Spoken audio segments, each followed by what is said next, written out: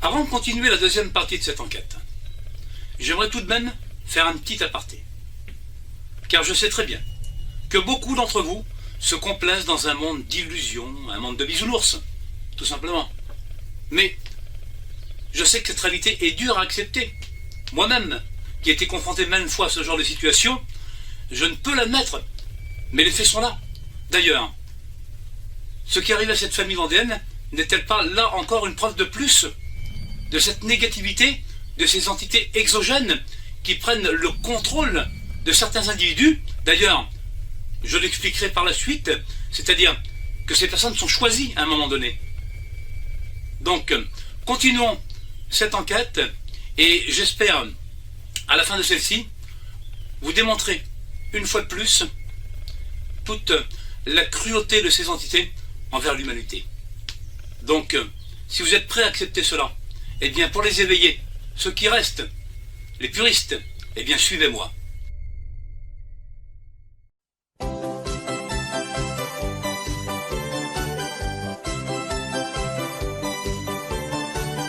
Moi, à mon bisounours, je lui fais des bisous. Des gentils, des toutous, des géants, des tout fous. Un bisou sur la joue, un bisou dans le cou. Car mon petit bisounours, il adore les bisous. Des bisous partout, sous le nez, dans le cou.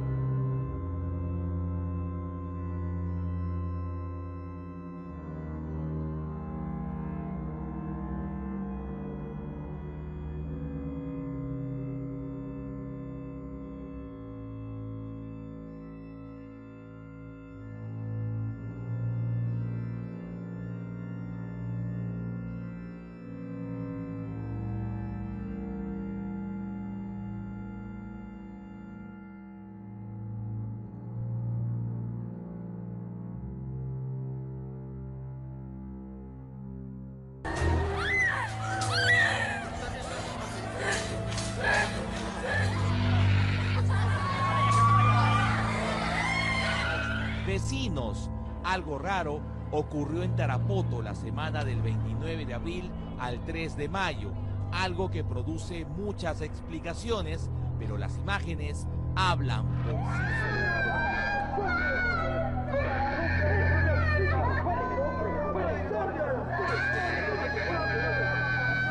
sí sin motivo aparente y movilizó a la policía, al serenazgo, a los bomberos. Está sacando espuma.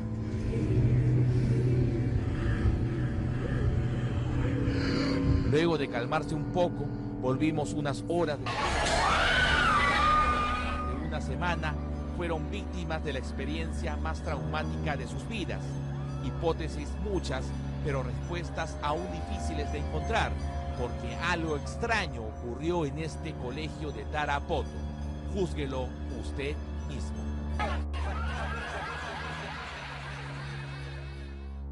والله عن تجربة واني داقة الناصحة لكم كلكم. ولدي من يوم الخميس فجأة قام تشنج، صابت تشنجات. امهات بسبة الجوال لقوا فيه كهرباء في الراس سببت له تشنجات. مو بنمس حنا كلها تخطيط وإشاعات. أمانة أمانة أمانة عليك إنك تشيل لنا الأجهزة من عيالك ولا تشوف إن اللي أنا شفته يوم تشنج علي بالبيت ما عاد قدرت عقلي راح مع ولدي. Kalau kamu dapat kuat, tidak perlu manusia ini tidak perlu jangan kamu. Dia cukup dijaga oleh Allah. Aku jaga ya.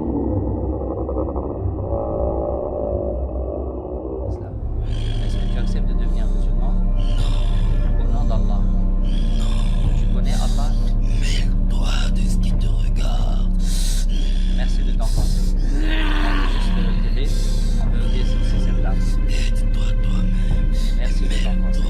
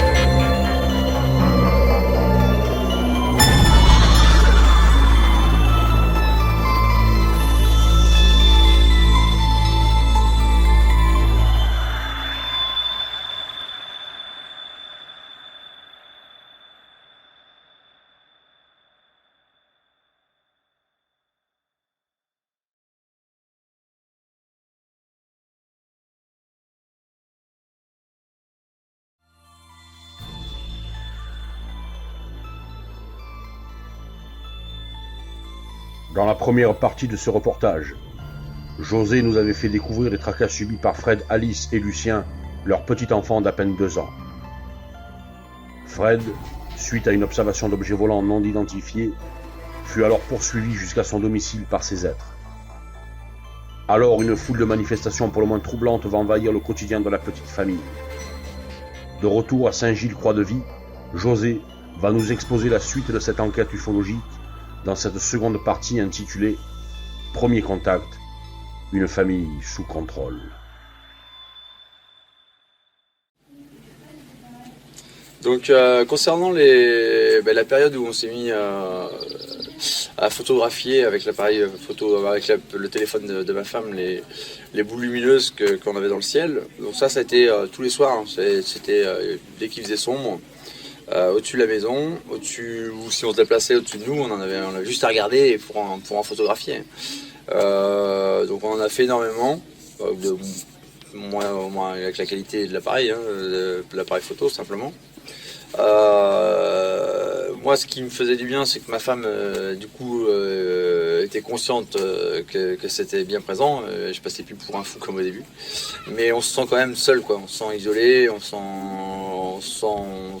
les gens nous pensent fous. Moi, je me sentais pas fou, mais les gens nous pensent fous, quoi. Moi, je savais que ce que je voyais, c'était vraiment là. Alors, ça, j'ai jamais douté. Et pourtant, moi qui étais complètement cartésien, il fallait me montrer des preuves. Ben là, les preuves, j'en avais, mais j'étais le seul plus ou moins à les voir. Le souci qu'on a rencontré, c'est que entre ce que je voyais de mes yeux et ce que j'étais capable de photographier, l'appareil ne ressortait pas du tout la totalité de ce que je pouvais voir, quoi. On arrivait à photographier les boules lumineuses, mais pas de mouvement, de choses que je pouvais voir, des spirales dans le ciel, des choses... voilà, donc, et ça c'est compliqué, très compliqué. Parce que moi, devant les amis, j'étais tout excité à dire « mais regarde », et en fait, j'ai eu du mal à comprendre, avant d'avoir l'appareil, j'ai eu du mal à comprendre que les gens ne voyaient pas du tout la même chose que moi. Fred vivait une situation pour le moins hors norme. Ces objets insolites survolaient son domicile conjugal pratiquement toutes les nuits. D'ailleurs, des phénomènes de hantise étaient observés là aussi, dans la maison. Souvent, il pouvait entendre dans son salon et dans sa chambre à coucher des sortes de sons étranges, comme des hurlements de nature démoniaque. Un balai incessant de nature hétéroclite qui finira par troubler la petite famille tout entière. Alors il se mit en tête de les traquer, pour prouver à son entourage qu'il n'était pas devenu fou.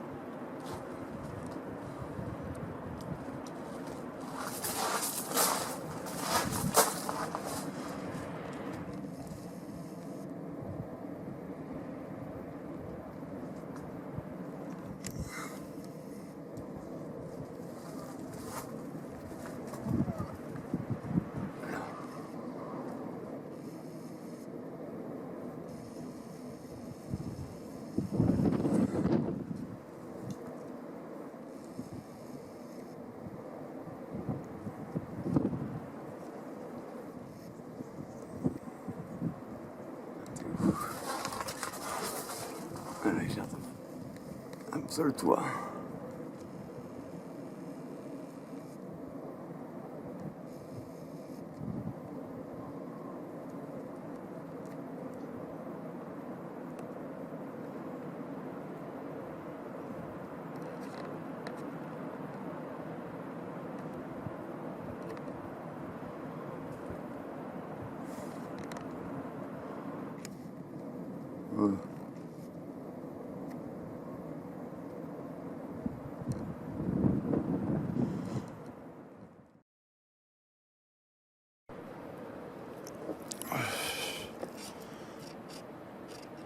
Toujours sous l'emprise de ces entités exogènes, Fred va finir par filmer une chose bien étrange là encore.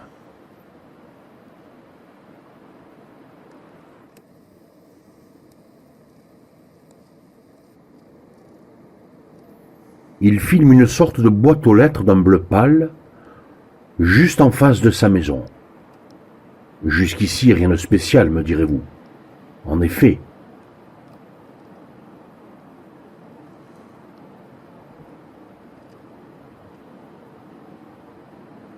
Mais le problème est qu'il n'y a jamais eu de boîte aux lettres en face de chez lui.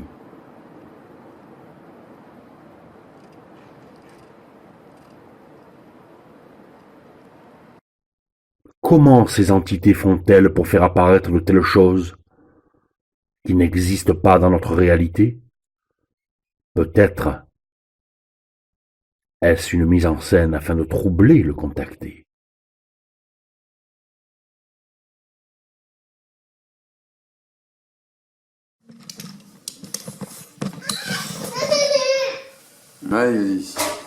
Fred avait la sensation que ces lumières qui apparaissaient au plafond de temps à autre étaient faites d'une matière solide et vivante.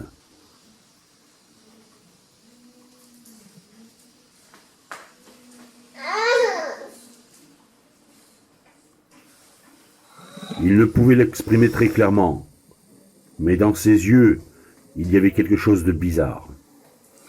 On aurait dit que ces entités le contrôlaient en lui envoyant des images de nature absurde. Il était conscient que ces êtres prenaient un malin plaisir à le voir souffrir.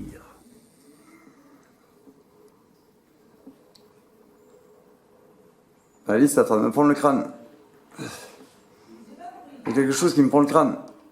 Ah, ça me touche. Ah, c'est tout chelou.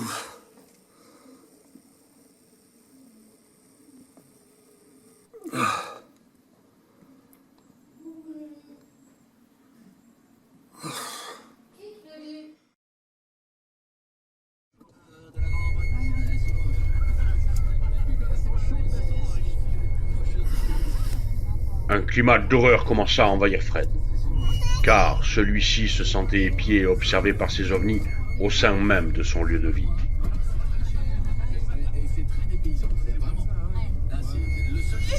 Il avait d'ailleurs la forte conviction que quelque chose avait changé en lui. Ces êtres avaient pris le contrôle de son esprit. Il se sentait comme possédé par une force obscure et négative qui leur voulait du mal.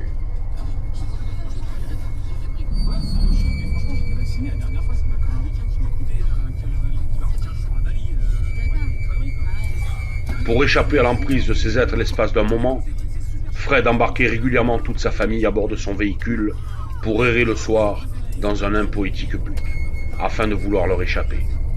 Et que tout ceci s'arrête enfin, une bonne fois pour toutes.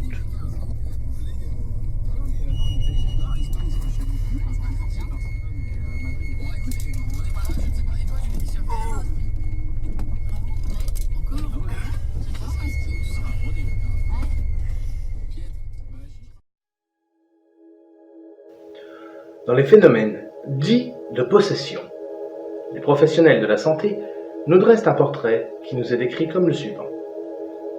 La personne schizophrène a des symptômes caractérisés, comme des idées délirantes, des hallucinations, des discours désorganisés, un comportement grossièrement désorganisé ou catatonique, des symptômes négatifs, par exemple l'émoussement affectif ou une perte totale de volonté. Le dysfonctionnement social des activités, pendant une partie significative du temps depuis la survenue de la perturbation, un ou plusieurs domaines majeurs du fonctionnement, tels que le travail, les relations interpersonnelles ou les soins personnels, sont nettement inférieurs au niveau atteint avant la survenue de la perturbation. Sachant que Fred n'avait eu aucun problème comportementaux jusqu'à son observation d'OVNI, alors tous les symptômes de la schizophrénie lui sont arrivés à et uniquement à cause de ces entités.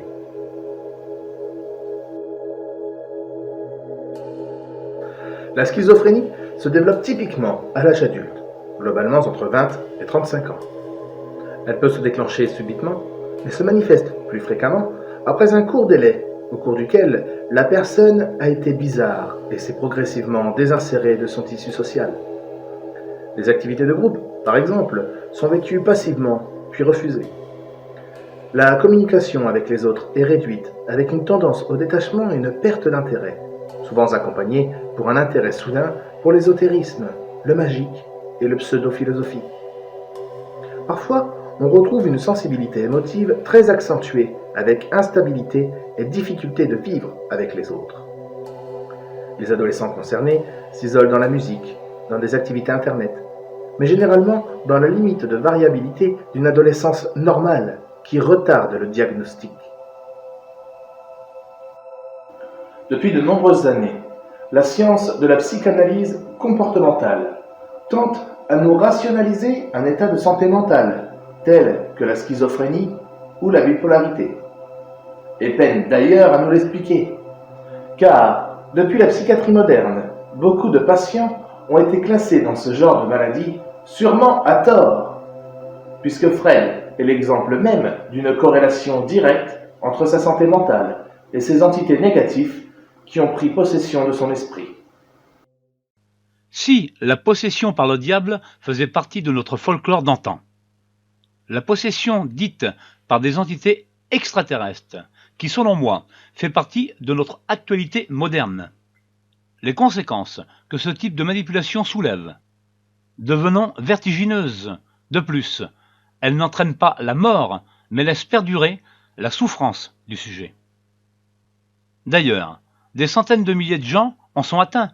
Cette pathologie a été étiquetée par nos psychiatres comme maladie de la personnalité multiple. D'ailleurs, depuis plusieurs années déjà, les ennemis de la race humaine tentent de se rapprocher d'elle par le biais de techniques peu orthodoxes. Des cas d'abduction pour étude, de fécondation et de réimplantation, des cas d'avortement. Ainsi, la découverte de la manipulation des âmes s'est faite à ce niveau, par l'apparition de symptômes d'une nouvelle pathologie de masse appelée trouble dissociatif de l'identité. L'individu, premier propriétaire du corps, est souvent dépressif et angoissé, adoptant une forme de bipolarité. L'existence de ce problème s'étend selon moi à la planète tout entière. Les entités invisibles sont ainsi accompagnées par des phénomènes similaires aux manifestations de poltergeists, que l'on peut nommer là encore de vampires captant l'âme par succion énergétique. Bon nombre des signalements d'OVNI sont publiés dans la presse populaire, relatant des incidents qui pour moi sont similaires à de la possession démoniaque et aux phénomènes psychiques qui sont connus d'ailleurs depuis longtemps des théologiens et des professionnels de la parapsychologie. La façon dont l'humain crée ses propres démons et qu'avec un peu d'influence psychologique, ceux-ci peuvent facilement traverser l'imaginaire pour s'installer confortablement dans la réalité et ainsi s'adapter dans le corps du contacté. L'effet voulu est extrêmement bien réussi d'ailleurs. Une rationalité et une folie qui cohabitent subtilement ancrées dans le cerveau, qui peut atteindre parfois à une certaine forme de psychose, ouvrant alors un monde d'imagerie psychédélique de cette obsolescence programmée. Il y a de quoi nous faire frémir d'authenticité, de quoi rendre notre quotidien inconfortable. Non seulement ce sujet est très intense et parfois même dérangeant, mais c'est surtout ce qui est suggéré qui nous donne des frissons. D'ailleurs, cela nous démontre un tel déséquilibre de force mentale face à ces êtres qui nous livreront une belle leçon de cruauté sur la race humaine.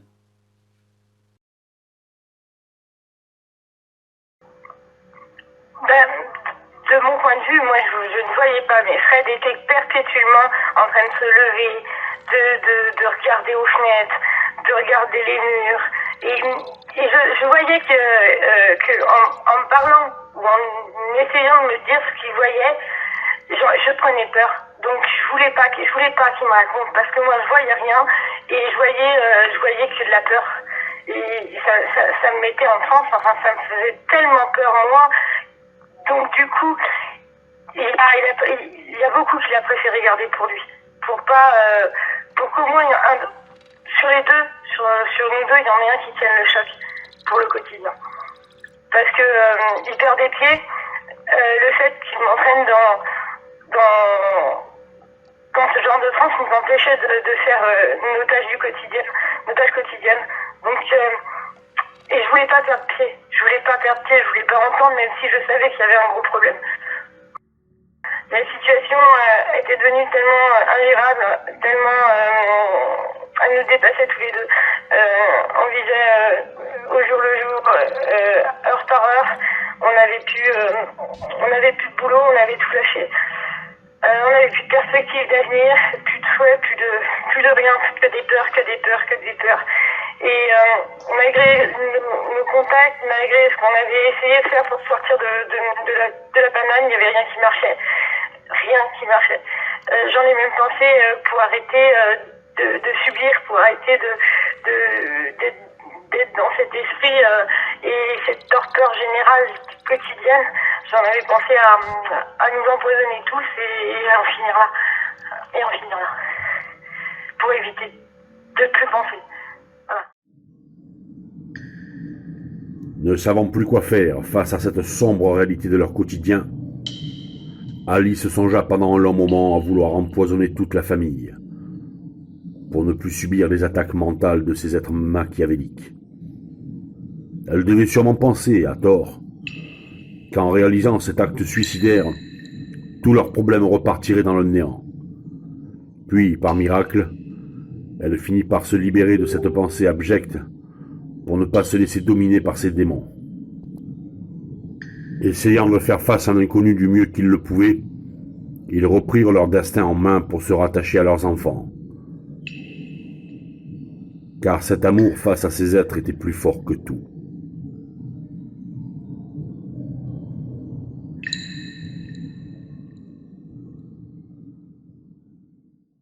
Donc moi, mon comportement avait complètement changé. Côté cartésien, c'était terminé, bien sûr. C'est ce que j'annonce à ma femme d'ailleurs. J'étais dans un état de surexcitation complet. Je savais que j'étais traqué déjà, que ma vie avait basculé. Et elle, ça l'énervait un petit peu, quand même, de me voir dans cet état-là, surtout. Vous expliquera un peu après, mais ouais, ça l'énervait un petit peu. Du coup, le troisième jour, je me pose dans la chambre un petit peu, au début de l'après-midi, et hop, le volet un peu fermé, c'était sombre. Et là, je vois le plafond avec quelques lumières, quoi, des semblants de lumière. Alors après, des fois, on a tendance à voir des choses, mais je voyais un peu l'animation, quoi. Et je vois une représentation d'une personne qui marche, tout ça, et qui suit une sorte d'ovni, de lumière. Donc j'ai l'impression que c'est, en fait, moi, je suis traqué par Mais c'était... Il y avait des effets lumineux un peu blanchâtres légers, blanchâtres ou bleutés, et autrement les ombrages, quoi. Voilà, c'était un mix de ça. Et à un moment, mais j'ai réfléchi à me dire est-ce que je le voyais vraiment, quoi. Mais j'étais convaincu que ouais, c'était vraiment ce que vivais vraiment ce moment-là, quoi. Et c'est compliqué de passer à des moments comme ça. Est-ce qu'on est fou, mais j'étais convaincu de le vivre, ce moment. Et à un moment, je vois deux espèces de bras sombres, comme deux bras sombres qui longent le mur, le plafond, qui part du plafond, longent le mur. Il y avait le berceau du petit qui était dans notre chambre et qui plonge dans le berceau, quoi, comme contre le mur, mais comme si ça plongeait dans le berceau, quoi. C'est un ombrage et ça ressort, et avec un bébé lumineux, qui n'était pas hyper lumineux, hein, c'était pas précis, mais voilà, c'est... c'était la première fois que je voyais quelque chose, mais c'était une vision, quoi. Bon, en tout cas, je voyais une représentation. Alors, je me souviens de quelque chose qui m'a particulièrement marqué. C'était sur Lucien qui avait 8-9 mois à l'époque. Donc, du coup, on était en voiture. Il était derrière dans son petit siège attaché. Et il s'est mis à lever le petit doigt au ciel, son petit index. Et je l'ai regardé, j'étais à un feu rouge. Je rejoignais les amis supermarché. Et lève son petit doigt et il me fait sur un ton chantant, et extrêmement distinct, alors qu'il savait pas parler. Il me dit « lumière ».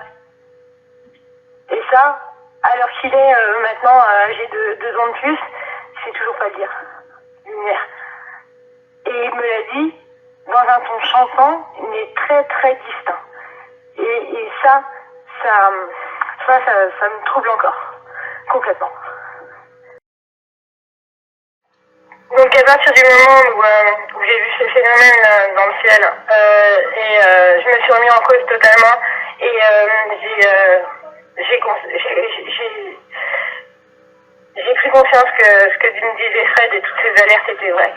C'est là aussi où, quand on laissait le petit seul dans la chambre, il y avait des manifestations au plafond, il y avait des lumières.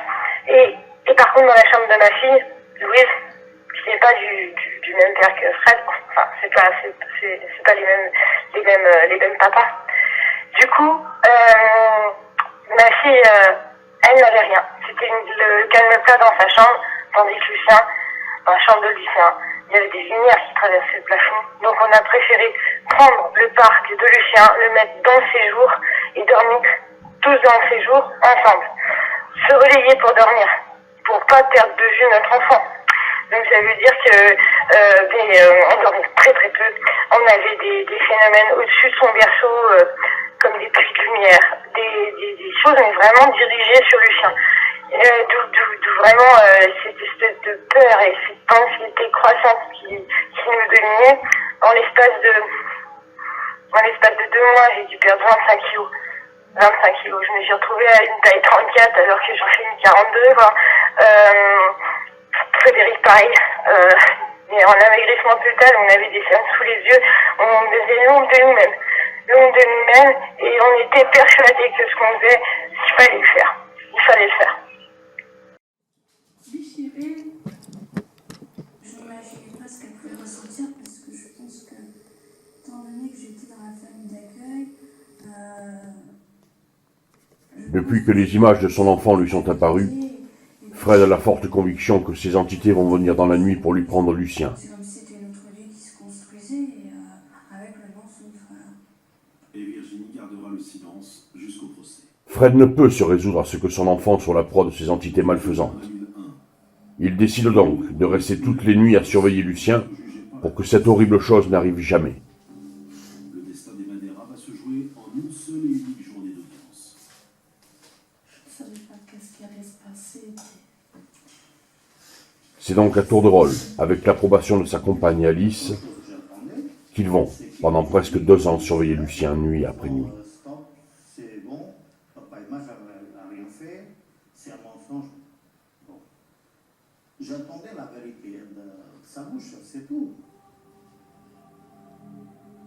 À l'ouverture de l'audience, tous les éléments semblent à charge. Et pourtant, malgré toute leur attention, un soir, une chose étrange se produisit avec Fred et Lucien. Eh bien, Frédéric avait arrêté Saint-Marie, vu qu'il est marin pêcheur, avait arrêté Saint-Marie plus tôt, parce que il était pas bien, il était dans la capacité de travailler avec tout ce qui lui arrivait. Il est revenu à la maison et 2 jours après, dans une même nuit, lui est apparue à lui une marque entre les 2 yeux, sur le front, juste un petit peu au-dessus du nez, dans la joncture des 2 sourcils, une marque d'1 centimètre, mais qui n'a jamais saigné, qui était déjà cautérisée. Déjà cautérisée comme brûlée, quoi. C'était vraiment bizarre. Et en changeant le petit le même jour, Lucien avait la même marque en haut du dos. Mais la même marque. Et là, même si moi je voyais pas ce que Fred m'essayait de montrer, là j'ai dit il y a un problème. Il y a un problème, c'est vraiment trop bizarre. Non seulement il y a eu une tension qui était palpable à la maison, mais en plus des cicatrices qui n'ont jamais saigné. C'est surtout ça, parce que mon gamin, à chaque fois qu'il y avait un petit bobo, je le soignais, je mettais du rouge, et là, c'est apparu déjà cicatrisé, comme brûlé, avec une petite boursouflure en épaisseur. Vraiment totalement anormal. Parce qu'une cicatrice comme ça, je l'aurais vu saigner, je l'aurais vu évoluer, Et en une nuit, être à ce résultat-là, c'était vraiment, mais alors là, complètement déconcertant. Complètement déconcertant. Et même si Frédéric me montrait, ou essayait de me montrer des choses que je voyais pas, ce que je constatais sur le corps de mon enfant et sur son corps à lui, ça allait être au-delà de tout entendement. Au-delà de tout entendement.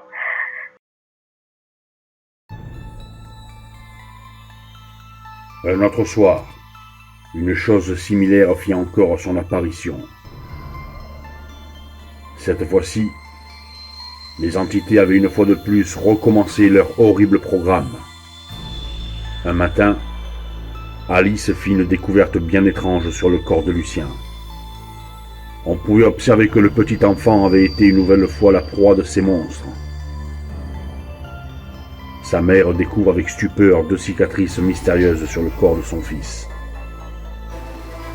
Une sur la cheville et une autre au-dessus du nombril. Les cicatrices apparues ce soir-là ont donné aux parents du petit Lucien une sensation d'être pris dans un univers qui les dépassait au-delà de tout ce qu'ils pouvaient imaginer. Malheureux cobayes de ces êtres qui jouent avec leur peur et ont commencé à les meurtrir dans leur chair et leur âme.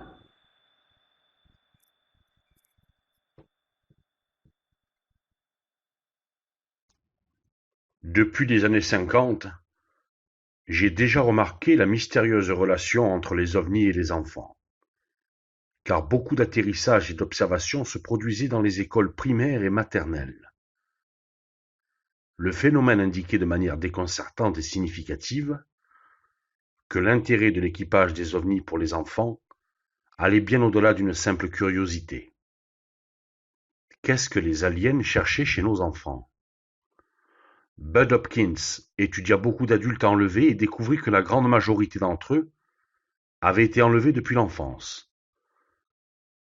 Des psychiatres pour enfants ont traité des cas qui avaient subi certains traumatismes à l'égard du problème des visiteurs de chambre. Ces enfants, en majorité, saignaient tous du nez et parlaient d'un monsieur qui introduisait des aiguilles dans leur nez, la nuit. Le doctorat en psychiatrie infantile à Harvard, John Mark, prit en charge les cas d'un atterrissage d'ovnis dans une école du Zimbabwe le 16 septembre 1994. Il a interviewé des enfants et ceux-ci ont relaté le classique alien gris et ses yeux hypnotiques.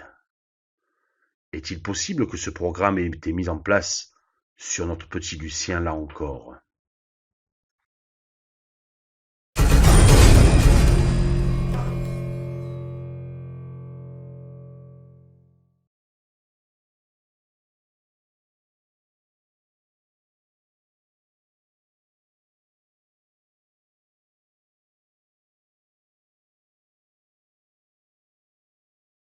Donc, tout d'abord, bonjour Jean.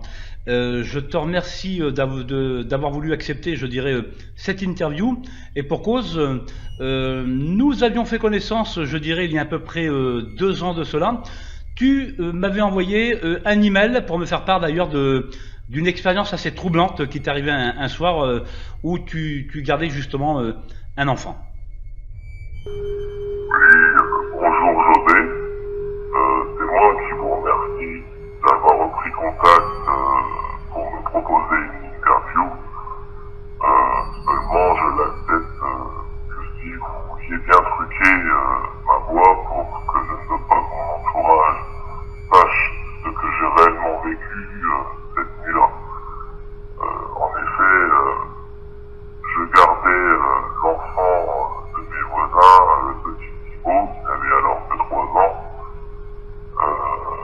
pour la soirée.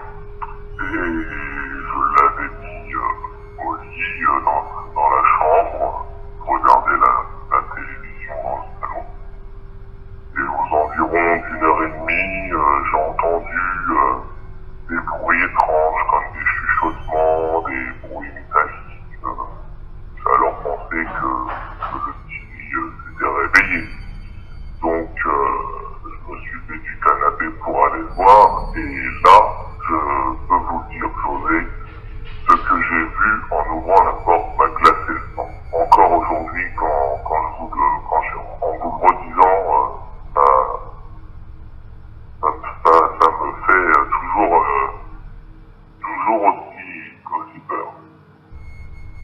oui, donc comme tu le dis ici, tu gardais l'enfant de tes voisins, Jean. Et c'est vrai que donc là, en entendant ces bruits, je crois, métalliques ou des chuchotements, tu nous parles ici. Quand tu as ouvert la porte, est-ce que tu peux vraiment nous décrire ce que tu as aperçu ce soir-là, justement? Oui, tout à fait, José. J'ai vu une silhouette noire humanoïde avec une grosse tête qui devait faire tout à fait 1m20 et il était penché au-dessus du berceau, au-dessus du lit. Et c'était, il murmurait des choses à l'oreille comme quelqu'un qui aurait pu divulguer un secret. C'était vraiment chose d'incompréhensible. Et quand j'ai ouvert la porte, il s'est redressé, ça m'a regardé et ça s'est évanoui, ça a complètement disparu. J'imaginais bien dans mon état de choc, j'ai couru pour prendre le petit et en reprenant, j'ai réveillé le petit Thibaut qui lui continuait de dormir bien profondément. Donc Jean, c'est vrai que là, je veux dire, à ce moment-là, donc quand tu ouvres la porte et que tu vois justement ce que tu considères toi aussi, on pourrait dire une entité humanoïde sous la forme d'ombre, d'ailleurs qui chuchote à l'oreille de l'enfant, c'est quand même extrêmement étonnant. Et donc qu'est-ce qui se passe par la suite après cette observation, justement en récupérant le petit Thibaut finalement Oui, donc j'ai pris l'enfant avec moi jusqu'au salon. J'étais complètement paniqué. Je l'ai allongé sur le canapé pour vérifier s'il n'avait pas été agressé. Et là, j'ai constaté une balafre qui partait du bas des fesses jusqu'à l'épaule droite. Et là, j'ai commencé sérieusement à avoir peur. Peur du retour des parents qui devaient rentrer à 3 heures, donc il me reste encore 1h30. Avant leur retour, je me suis dit comment leur expliquer ça, ils vont penser que j'ai maltraité un enfant, et puis je pouvais pas leur dire que j'avais vu une ombre penchée au-dessus de l'enfant, ils m'auraient pris complètement pour un con. Donc je suis resté à côté du petit qui s'est rendormi sur le canapé et on a attendu le retour des parents. Hein. Je n'ai pas remis des pieds dans la chambre où j'aurais pu partir, mais pour aller où avec un enfant de 3 ans à 1h30 du matin, je ne pouvais pas me permettre, donc je suis resté à côté de lui et j'ai attendu le retour des parents. Oui, c'était apparemment une longue griffe fine qui avait fait une entaille, on va dire avec un ongle pointu ou un cutter. Et le plus étrange, c'était cicatrisé comme si ça avait été fait un ou 2 jours plus tôt. La cicatrisation était quand même plutôt étonnante parce que je me souviens bien qu'avant de me le laisser, la mère l'avait changé sur le dos, le petit Thibaut, et j'avais bien vu qu'il n'avait aucune cicatrice. C'est quand même le plus fou. Et là, je me suis dit quand même comment j'allais bien pouvoir leur expliquer ça aux parents. C'est vraiment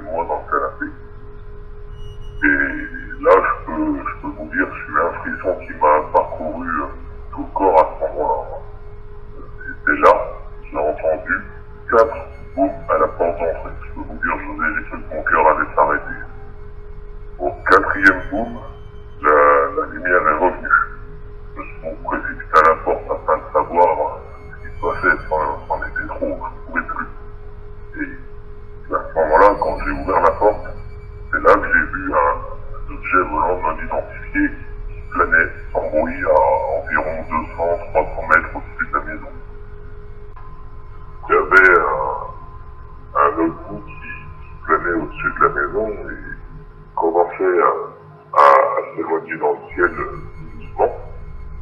C'est là que j'ai bien vu qu'il y avait une boule orangée avec deux lumières blanches à gauche et à droite dessinées comme un V.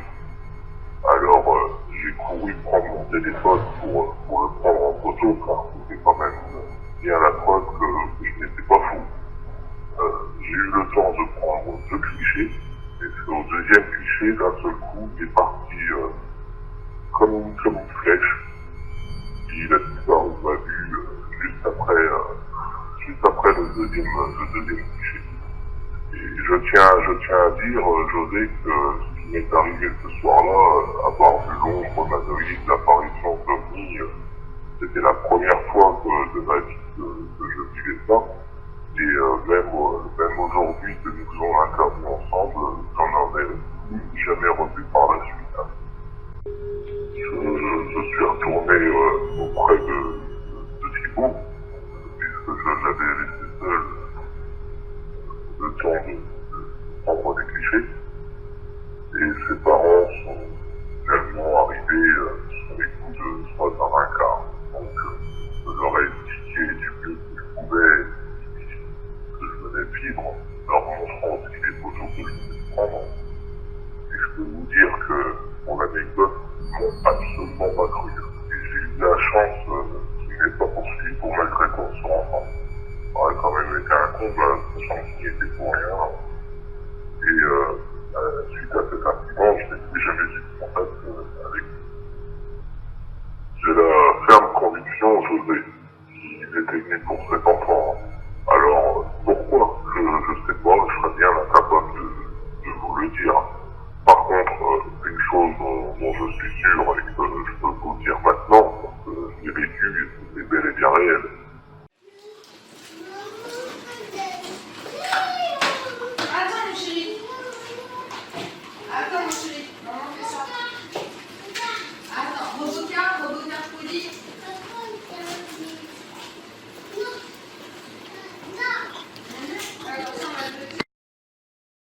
Dans ce climat d'horreur que vivaient Fred et Alice, un soir, je décidai de laisser tourner mon téléphone portable dans le salon, en mode enregistrement. Je tiens tout d'abord à vous dire que ce que vous allez entendre a été réalisé sans aucun trucage.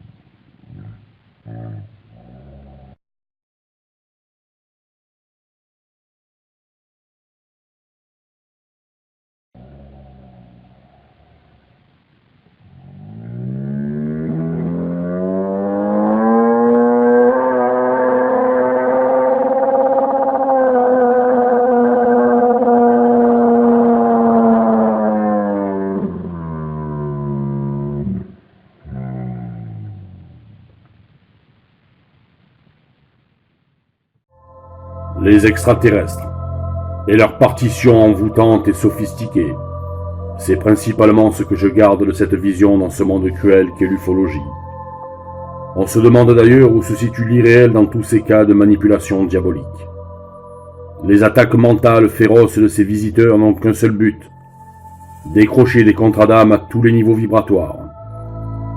Et pour leurs victimes, autant de cris d'alarme aussi creux qu'un univers froid et glacial. La composition des plans de ces voyageurs de l'espace rejoignent celle d'un programme mis en application depuis déjà fort longtemps. Celui de se faire dévorer, au sens propre du terme, déshumaniser et rendre aliénée une bonne partie de la population, choisie pour leur aptitude à devenir de bons esclaves et humains victimes impuissantes du travail de ces poupées sans âme. Notons aussi que cette recherche peut, selon l'angle par lequel on l'aborde, paraître ridicule. Mais n'est-ce pas là le but de ces entités? Rendre vain tout travail de recherche et toute preuve, afin de garder sous un voile d'illusion leurs terribles exactions.